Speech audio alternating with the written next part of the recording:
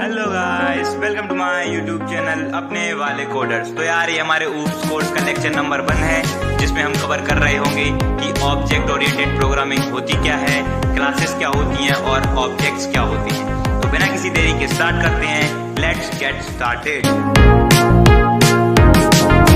तो चलते हैं और सबसे पहले देखते हैं कि ऑब्जेक्ट ओरिएंटेड प्रोग्रामिंग क्या। तो यार, अगर इसकी ऑफिशियल डेफिनेशन की बात करें तो ये एक पैराडाइम है। मतलब क्या है? ये यार एक तरीका है, ये एक टेक्निक है, ये एक जरिया है जिसमें हम रियल वर्ल्ड चीजों को हमारे प्रोग्राम में इंक्लूड कर पाते हैं। अब इसका क्या मतलब है? इसका मतलब है यार, क्या होता था पहले जो लैंग्वेजेस होती थी, उन लैंग्वेजेस में जब भी हम कोड लिखते थे तो एक समय के बाद हमारा कोड ऐसा हो जाता था कि जिसमें हमारी रीडेबिलिटी घट जाती थी, उसे मैनेज करना मुश्किल हो जाता था और उसको रीयूज नहीं कर पाते थे। तो उन कमियों को दूर करने के लिए ऑब्जेक्ट ओरिएंटेड इंट्रोड्यूस की गई। ये सबसे पहले इंट्रोड्यूस की गई थी यार 1966 में, जिसे किया था एलन के ने।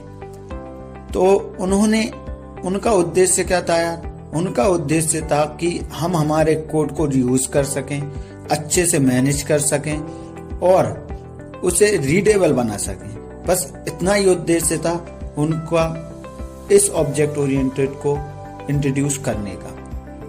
तो अब देखते हैं कि ऑब्जेक्ट ओरिएंटेड कैसे बनती है कोई भी प्रोग्रामिंग लैंग्वेज। ये कोई प्रोग्रामिंग लैंग्वेज नहीं, इसके जो कॉन्सेप्ट्स होते हैं वो जिस प्रोग्रामिंग लैंग्वेज से मिल जाते हैं, वही प्रोग्रामिंग लैंग्वेज ऑब्जेक्ट ओरिएंटेड बन जाती है। सबसे पहले जो ऑब्जेक्ट ओरिएंटेड प्रोग्रामिंग लैंग्वेज बनाई गई थी वो थी सिमुला। और यार, आजकल जो प्रोग्रामिंग लैंग्वेजेस चल रही हैं ट्रेंडिंग में, वो सारी लगभग ऑब्जेक्ट ओरिएंटेड के कॉन्सेप्ट पर ही बेस्ड हैं। तो ये बहुत महत्वपूर्ण कॉन्सेप्ट होते हैं जो कि किसी भी प्रोग्रामिंग लैंग्वेज को ऑब्जेक्ट ओरिएंटेड बनाते हैं। और अब देखते हैं कि C++ ऑब्जेक्ट ओरिएंटेड कैसे बने, क्योंकि हमारा कोर्स पूरा C++ में रहने वाला है यार। तो हम यही देखते हैं। तो यार, ऑब्जेक्ट ओरिएंटेड बनी C++ से। कैसे?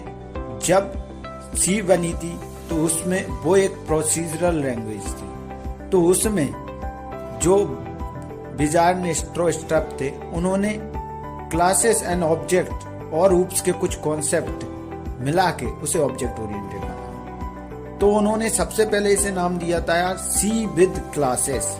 फिर इसमें और कुछ कॉन्सेप्ट ऐड किए गए और इसे C++ बना दिया गया। इस प्रकार हमारी C++ एक ऑब्जेक्ट ओरिएंटेड प्रोग्रामिंग बनी।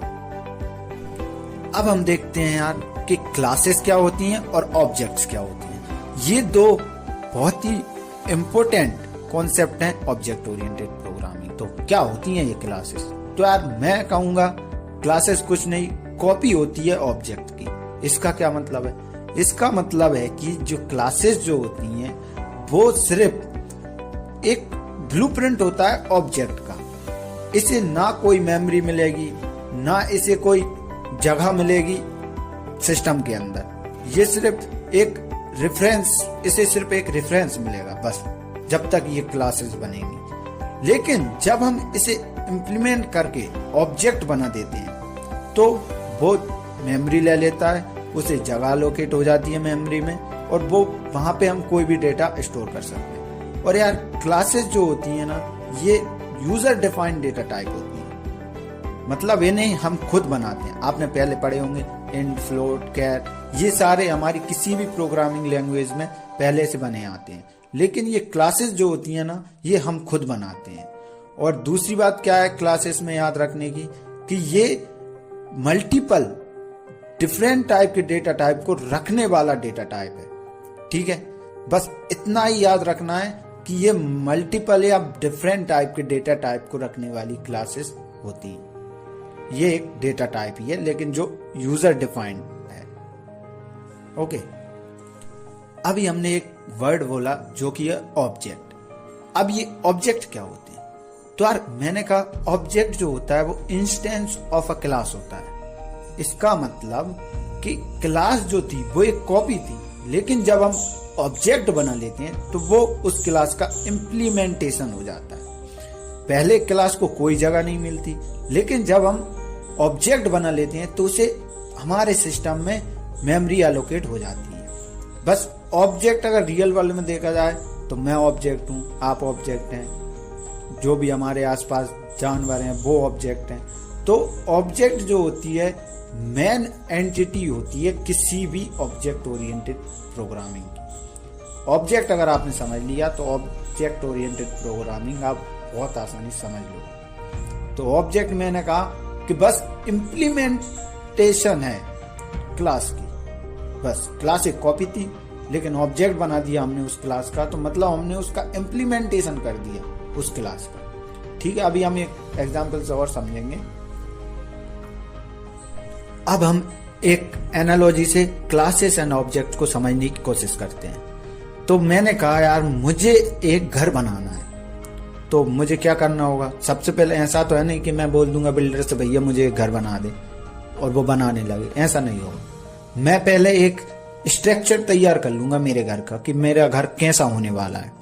चाहे मैं किसी पेपर पर लिख लूं, किसी पेपर पे एक स्ट्रक्चर तैयार कर लूं, या मेरे माइंड में ये स्ट्रक्चर तैयार कर लूं, कौन सी जगह विंडो होगी, कौन सी जगह गेट होंगे, और कौन सा रूम मेरा कहाँ पर होगा, किचन कहाँ पर होगी।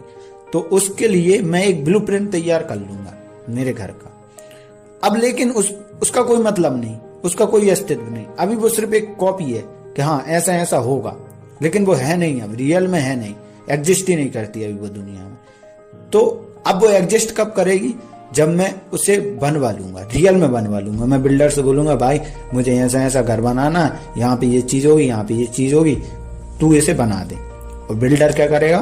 उसका कुछ सामान लेकर आएगा, कुछ टूल्स लेकर आएगा और वो बना देगा।